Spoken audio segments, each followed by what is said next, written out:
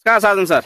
हजुर नमस्ते नमस्ते। अनि आज यो लोड सल्लाहको व्यापक एकदम हल्ला छ तौथली लगायत आसपासको क्षेत्रमा। तपाईँ यहाँको अध्यक्ष पनि वन समितिको अध्यक्ष पनि हो भनेर हामीले थाहा पायौँ। कतिको रोप्नु भएको छ यो लोड सल्लाह यो तौथली वडाभित्र? हामीले 3333 वटा चाहिँ लोड सल्लाह चाहिँ वृक्षारोपण चाहिँ गर्ने कार्यक्रम ल्याएको छौँ। त्यो माघमा चाहिँ हामी यो के भन्छ यो ठाउँ के अरे भालु गौडा भन्नेमा चाहिँ 1000वटा बोट। अनि त्यसपछि तपाईँको यतापट्टि नारगाथिली, तपाईँको यतापट्टि तपाईँको दुधदिला, तपाईँको शिखरचोली अनि मार्लोको त्यस्तो ठाउँमा चाहिँ पहाडी ठाउँमा चाहिँ हामीले चाहिँ के अरे रोपिरहेको छौँ। रोपिरहनु भएको छ?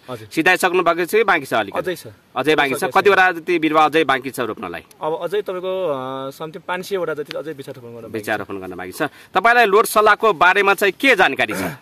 यसको उपयोगिता, यो के कामको लागि उपयोग हुन्छ? यो चाहिँ तपाईँको मेन चाहिँ तपाईँको क्यान्सरको औषधि भन्ने गरिन्छन् होइन सर? हजुर। तपाईँको यो चाहिँ क्यान्सरको तपाईँको एकदम घातक तपाईँको जस्तो एउटा चाहिँ फ्याक्ट्री एउटा पनि हामी खोल्न सक्छौँ।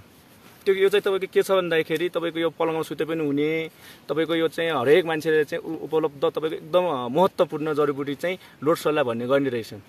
यो चाहिँ तपाईँको हामीले चाहिँ यो चाहिँ संरक्षण चाहिँ हामीले चाहिँ हुर्काउनु सक्यो भने चाहिँ हामीले भन्दा पनि भोलिको पुर्खालाई चाहिँ छोराछोरी नातिहरूलाई चाहिँ पनातिहरूलाई चाहिँ यसले चाहिँ एकदम हाम्रो दिनरात अहिले त रोगहरू अनेक रोगहरू आइरहन्छ।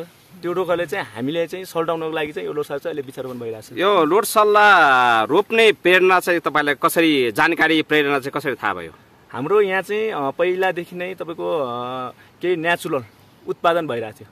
त्यो उत्पादन भइसकेपछि के छ भन्दाखेरि वन डिभिजन कार्यालय जिल्लाका र सब डिभिजन वन कार्यालयका हाकिमहरूले चाहिँ आएर चाहिँ यो ठाउँमा चाहिँ उपलब्ध हुनसक्छ भनेर चाहिँ उहाँले चाहिँ विश्लेषण गरेर उहाँले चाहिँ डिपायर तयार गरेर जानुभएको। उहाँ चाहिँ तपाईँ डिभिजन वन कार्यालयबाटै तपाईँलाई सुझाव आएको कि तौथली र आसपासको क्षेत्रमा लोड सल्लाह हुन्छ भनेर, होइन त?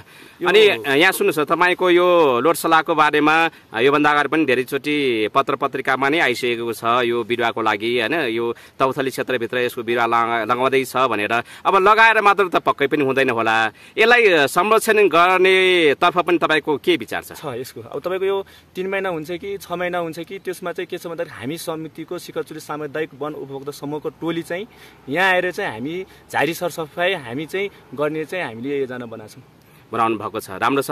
मैले पनि बिरुवा हेरेको छु। आउने केही 5-7 महिना पछाडि म पनि तपाईँसँग निरीक्षणमै आउने छु। त्यो बेलामा चाहिँ पक्कै पनि बिरुवा हुर्केकै अवस्थामा शुभकामना दिन चाहन्छु। र तपाईँलाई यो तौथलीको वन सम्बन्धी केही भन्नु छ?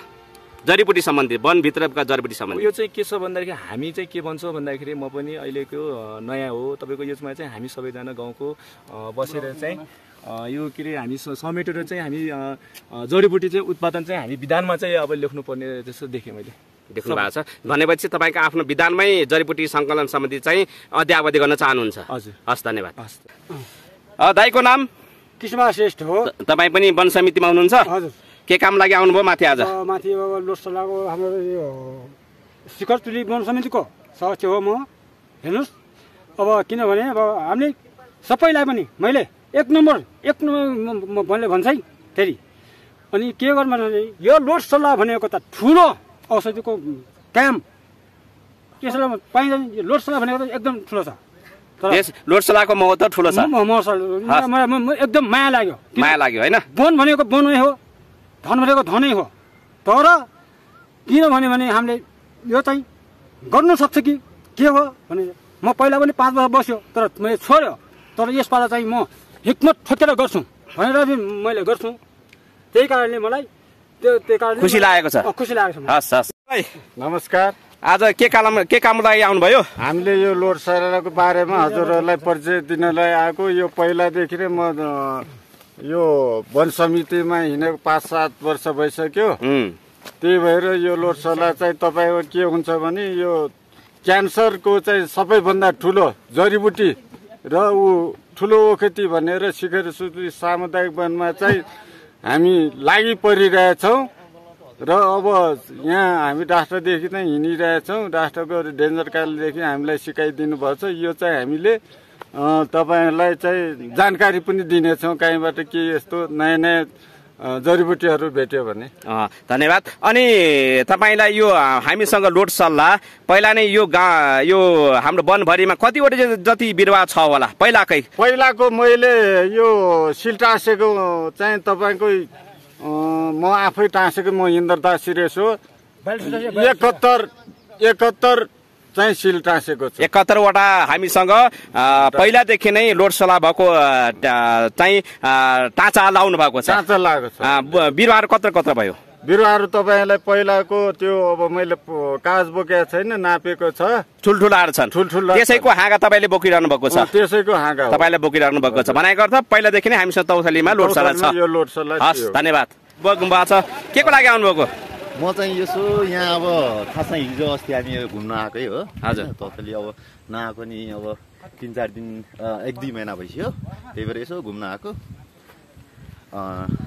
त्यही भएर अनि आज चाहिँ हामी यसो माथितिर यो हाम्रो यो नयाँ अध्यक्ष भनौँ न होइन, अहिलेको नयाँ नियुक्ति भएको अध्यक्ष हाम्रो साधन श्रेष्ठले चाहिँ माथितिर जाउँ न दाइ हामीले यस्तो योजना ल्याएको थियौँ, यसो काम गरेको होइन भनेर चाहिँ अनि आज सम्पन्न गरौँ एउटा प्लेटफर्म होइन। परदेशबाट आएको होला त्यो नि ल्याएर आज यसो घुमघाम लागि।